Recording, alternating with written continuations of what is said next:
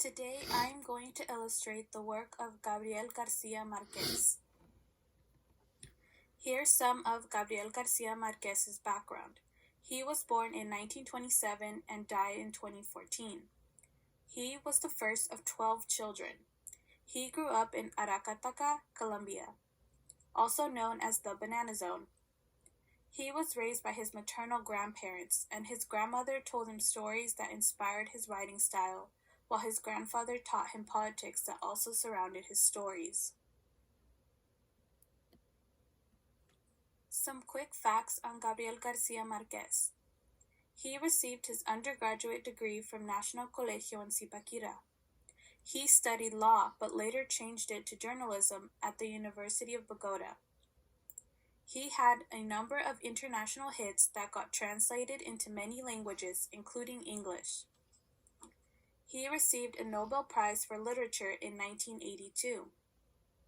He admired writers that we know and have even read in this class, like Hemingway, Faulkner, Dickens, Tolstoy, Proust, and Kafka.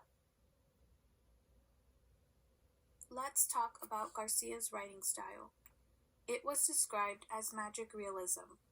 According to our textbook, magic realism is defined through how the narrator treats the subjective beliefs and experiences of the characters, often derived from folklore and supernatural beliefs, as if they were real, even when they seem impossible.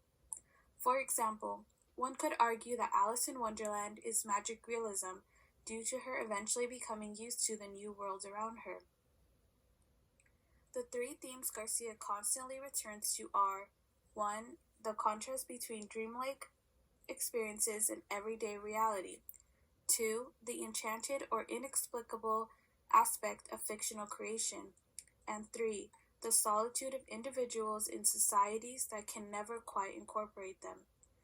Garcia mainly uses these three themes in his writing, and he writes with mythic dimensions that are often rooted in local folklore. Let me explain a little bit of Garcia's writing journey.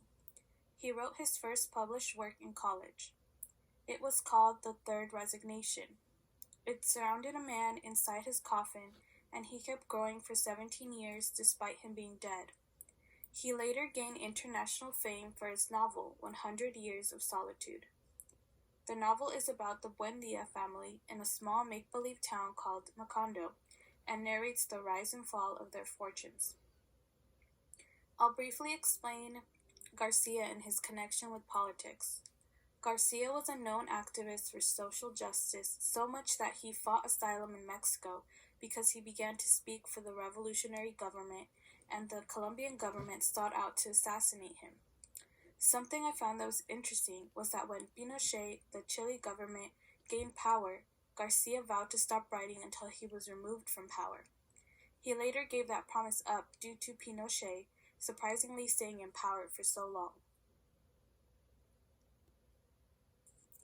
I'll go over some of Garcia's work. The late 1940s and early 1950s was a time that deeply influenced Garcia's work.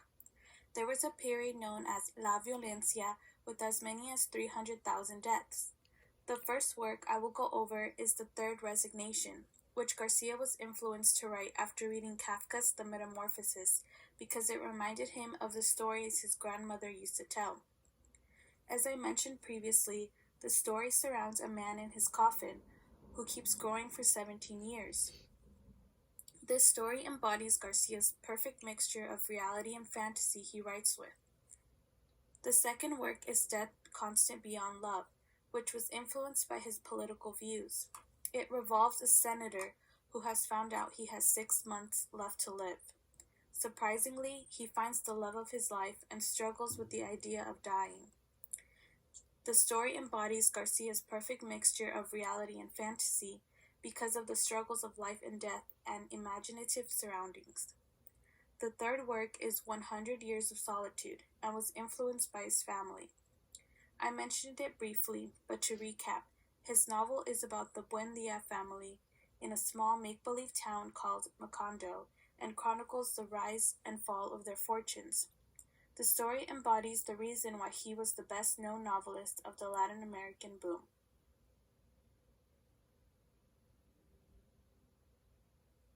Last but not least, the Autumn of the Patriarch was influenced by Pinochet, the dictator of Chile I mentioned earlier.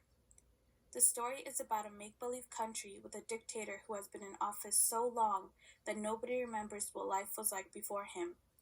Garcia called this his best novel. Fun fact, this image here was created for Garcia's 91st birthday. To end this project, I would like to end with something that Garcia wished for at his noble acceptance. New and sweeping utopia of life, where no one will be able to decide for others how they die, where love will prove true and happiness be possible, and where the races condemned to 100 years of solitude will have at last and forever a second opportunity on earth.